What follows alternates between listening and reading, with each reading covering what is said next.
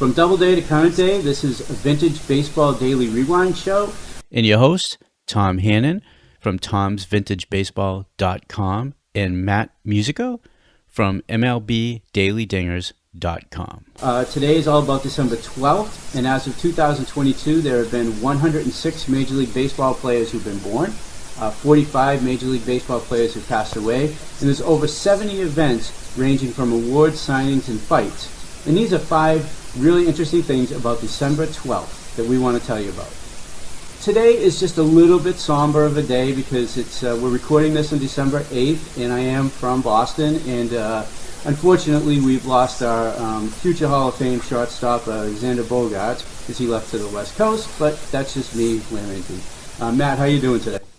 I'm good. I'm here for you to kind of let your feelings out and feel whatever you want to feel. Although I think San Diego is pretty nice area this time of year, so can't really fault Xander for going out west over there at least. I can't, and I will tell you, I've been to Petco Park, and when I went out there for the World Baseball Classics in 2006, and behind the field. Have you ever been there? I've been there, but I haven't been in. I was in San Diego, and I kind of just walked around, and it wasn't open. If you walked around it, you may have seen that they have a wiffle ball field behind it out back. Yes. And that actually inspired me to build, I don't know if you and I have ever talked about this, but I built a wiffle ball field. I built a replica of Ebbets Field. Oh, nice. I may have to pay you a visit. It's Little Ebbets Field, and unfortunately I sold that house, but I did have that for a decade. It was great. So that did inspire me, and I would agree the weather is way better out there than it is here, but I'm still distraught that the franchise let such a... he isn't just a great player. I don't know how much you know about him, but I mean, the guy speaks 5 languages. He is a class act from top to bottom. And it's just, even if it costs you a little bit more money, those are guys you want to keep versus you let them go. So it's a little unfortunate.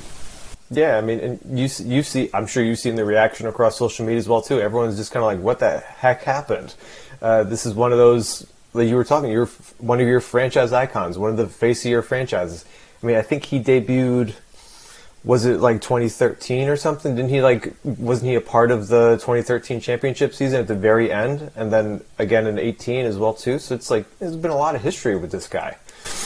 And he had a game-changing at bat in the 2013 playoffs. You know, when he held up and he walked in a really key spot. I mean, the guy, and he makes all the plays, and he's just he's 2 championships, and you know. It's just somebody you want to keep. It's somebody that the franchise should have zeroed in on to keep. And it's disappointing when you see that they've let players like this go. He's not the only one. I mean, they let John Lester go. They let Mookie Betts go. I mean, they traded him for basically nothing. And they're probably going to let Devers go too. It's just, when you develop players like that, you keep them. Even Tampa Bay has made a long-term investment with Wander Franco, right? I mean, this is what teams are supposed to be doing, and it just seems like the Red Sox aren't on the same page as the rest of the league. Yeah, it's definitely a disappointment, and let's hope they don't make another mistake with their third baseman. But, I mean, your guess is as good as mine at this point, based on how things have gone so far. Yeah, I don't think they're going $400 million on it for him, so I can't. I don't see that one happening either. But what can you do? Yeah. All right, so let's get into it. We're going to start off with some trivia like we always do. So this is kind of an interesting one I stumbled across. And this happened almost a year to the day apart. This player was involved in trades for 2 Hall of Famers, 2 Cy Young Award winners, and an MVP. Who is he?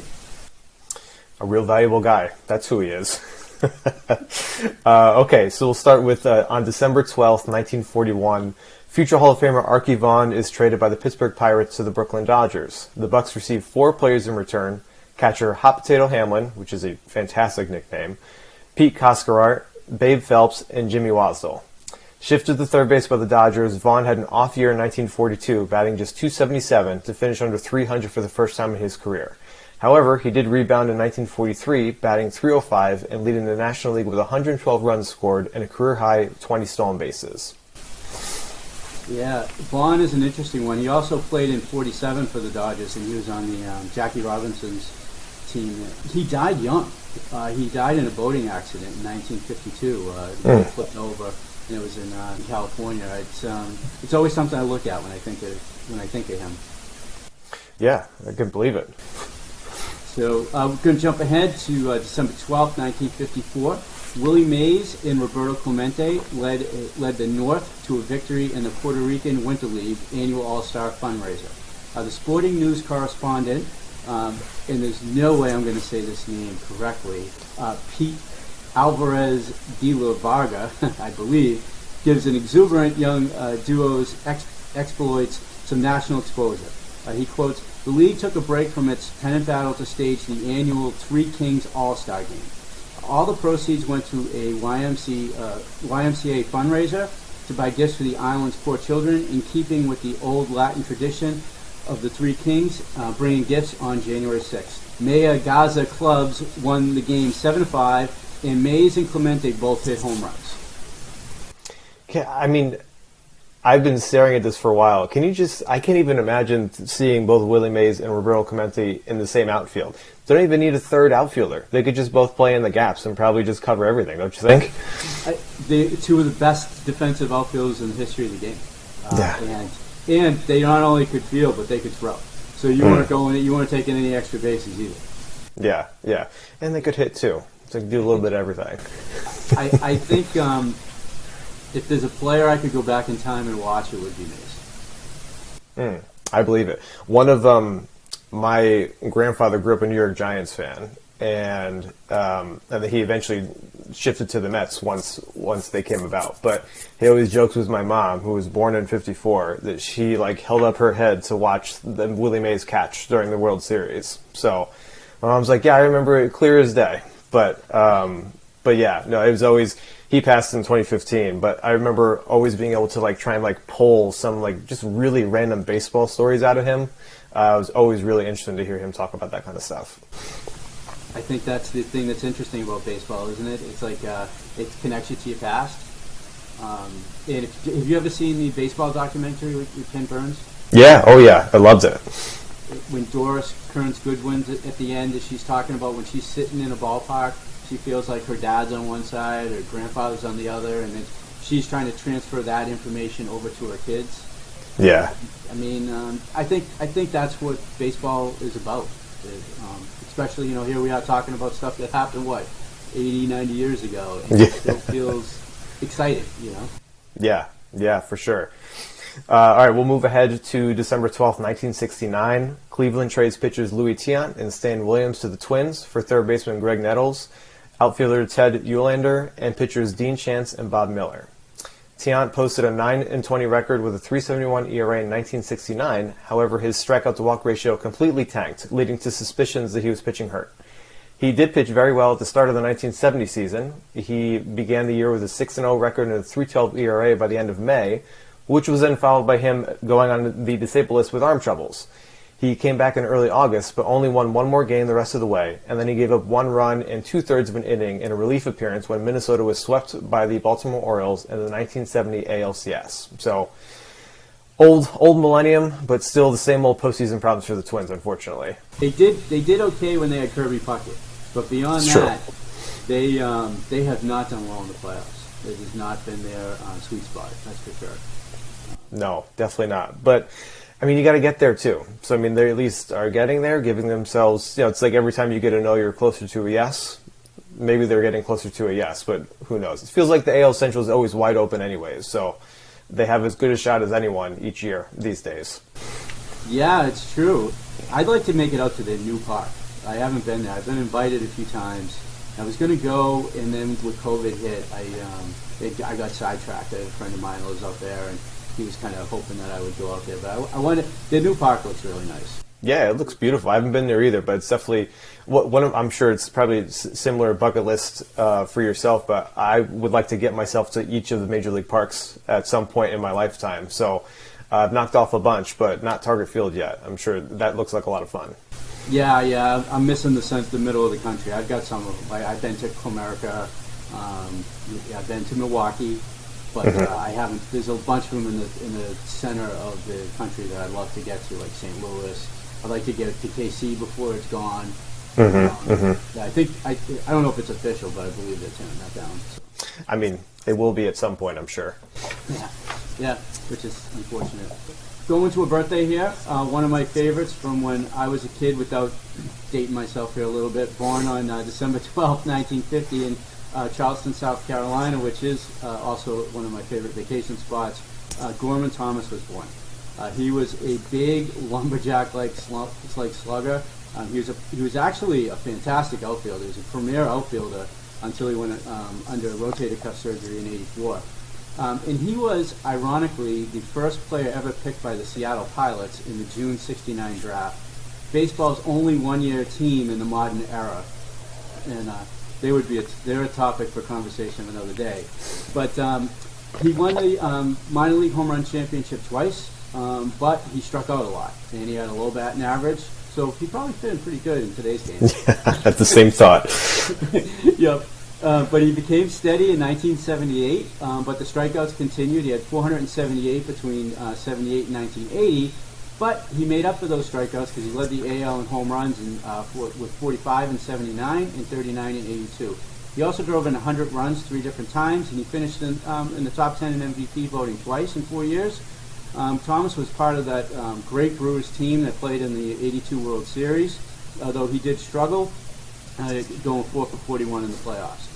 He had a really rough start in '83. He was hitting below 200 with 5 home runs, and his Brewer career came to an end with a controversial and disastrous trade on June 5th, 1983 from Milwaukee. They sent Thomas to Cleveland with Ernie Camacho and Jamie Easterly. In return, they got Rick Manning and Rick Waits. At the time, they had thought Thomas's career was done, but he did turn things around with the Indians. He connected for 17 home runs with a .221 average in 106 games for the rest of the way. But really, that trade ended the Brewers' run as a dominant team in the American League East, which is why I would say that it was disastrous for the Brewers. Then his career, ironically, comes to an end where it started in Seattle. Thomas made a really good comeback in '85. But then he was relegated to DH and first base, and he's going to retire in '86 with 268 home runs. Still among the Brewers' all-time leaders too in homers. I think those 45 he hit in '79 it was a single-season Brewers record until some dude named Prince Fielder came around and hit 50. So yeah. I mean, he's still his name. I always like to think of a player's legacy by seeing how long they're still sticking around on certain leaderboards, years and years after they're done playing. And, if Thomas fits the bill here, especially in Brewers history. It's pretty amazing. And he was a prototype late 70s, early 80s guy. He had the hair, he had the mustache, the clothes, and he was not in shape. He wasn't a guy you looked at and said he's an Adonis in any way, shape, or form. But he had great success, even though it was in a short amount of time. Yeah, there are certain players that just scream 80s baseball, and he's definitely one of them, for sure. Yeah, I really liked the Brewers teams. They were fun to watch, even though they really beat on my Red Sox. And pretty bad, and they also stole Cecil Cooper from them, which was a great trade that they made. So before we get to the trivia, just a quick word about Tom'sVintageBaseball.com. We like to say baseball is the only game you can watch on the radio. Tom's Vintage Baseball is all about voices of the games, announcers, game highlights, and interviews. We were just talking about this, Willie Mays, Roberto Clemente. Imagine just listening to those games, right? For Mays, he's in the 54, 62 World Series.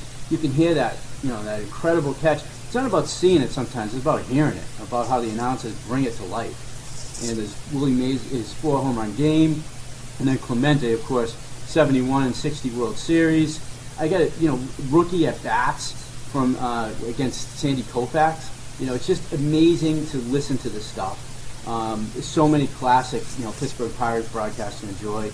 And for the Seattle Pilots people, I have their very first game in 1969. If you're a fan of the Pilots or you want to recollect a little bit about Gorman Thomas.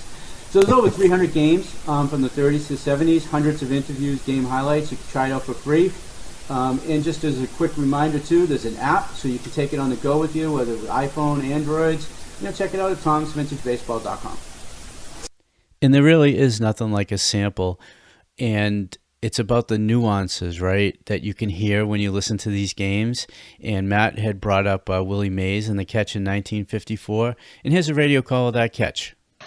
Up for the strip. A look back to the runner at second. Pitch is swung on, and there's a drive going deep out into left center. Hayes is racing back, still going back. And he makes a beautiful catch over his head. And Dobie tags up at second and is moving to third. A beautiful, beautiful catch by Willie Mays. Gentlemen, for those of us who have not seen too much of amazing Willie Mays, we know now why they talked to him so very much. That was one of the most spectacular catches we have ever seen. That one was hit to the wall in right center. Well over 400 feet away from home plate. And Mays was racing with his back turned to the fence. And pulled it down. Very cool. All right, so to our trivia answer, just as a quick refresher, in one calendar year, this player was traded for 2 Hall of Famers, 2 Cy Young Award winners, and an MVP. And this is outfielder Sixto Lizcano. On December 12th, 1980, the St. Louis Cardinals sent pitchers Raleigh Fingers and Pete Vukovich, as well as catcher Ted Simmons, to the Milwaukee Brewers for outfielder Sixto Lizcano, pitcher Larry Sorensen, and 2 minor leaguers. The trade will benefit the Brewers because Fingers went on to win the Cy Young Award and MVP Award in 1981, and Vukovich will garner the same honor in 1982. Then, nearly a year later to the day, on December 10th, 1981, Sixto Lizcano and Gary Templeton were traded by the St. Louis Cardinals to the San Diego Padres for Steve Mora and some guy named Ozzie Smith. That ended up going okay for the Cardinals. Yeah, he got traded for a lot of Hall of Famers. I would imagine, I mean, that's never happened to me, obviously, but I feel like that would be kind of like a badge of honor. You know, I mean, like, obviously, your current team doesn't want you anymore and because they want somebody else, but they see you as valuable enough to trade for, future Hall of Famers and MVP award winners and Cy Young winners. I mean, that's got to count for something, right? It's got to count. I mean, it's twice in less than a year. It's hard to believe. And it really, if it wasn't for that, he had a pretty quiet career. Although I think he hit a walk-off grand slam on opening day one year, but it was 80, I think. But anyways, appreciate the trivia. Quick personal fun fact is with Ozzie Smith. I actually got to play with Ozzie Smith when I went to fantasy camp for the Hall of Fame in 2006. Nice, that's awesome. George Brett, Phil Necro, Robin Roberts. He's such a good guy. I can't even tell you. He was as advertised. He was the nicest of all the people that we met that week. It was a really fun week. Was he still doing flips and stuff for everyone, or what? He did a flip. He's still, I'll tell you ageless. What, the guy was fit. Like he was a little thicker than he was in his playing days, but not much. And when he went out there taking some ground balls, you just realize the wide difference between someone going there for fantasy camp and someone who was a professional. Yeah, nice and smooth, I'm sure. Yeah, even after all those years of not playing. His glove was like as big as his hand. I mean, yeah, I know they always talked about that 6-finger glove he had, but it wasn't much bigger than his hand. And yeah, I mean, he was just amazing. Great guy. So that's a wrap for our show. Next show is going to be on December 5th, and we're going to talk Catfish Hunter. We're going to talk about the Mets, Bob Feller, and Sliding Billy Hamilton. Matt, I hope you had some fun with us again today. Where can people find you? You can find me on Twitter at mmusico8 and also at MLB Daily Dingers on Twitter. Perfect. And best place to find me is at tomsvintagebaseball.com. And we appreciate you joining us today for Vintage Baseball Rewind. And please be sure to rate, review, and subscribe to the show. Visit tomsvintagebaseball.com for more resources as well as access to other episodes and more about baseball history. And until next time, we'll see you at the ballpark.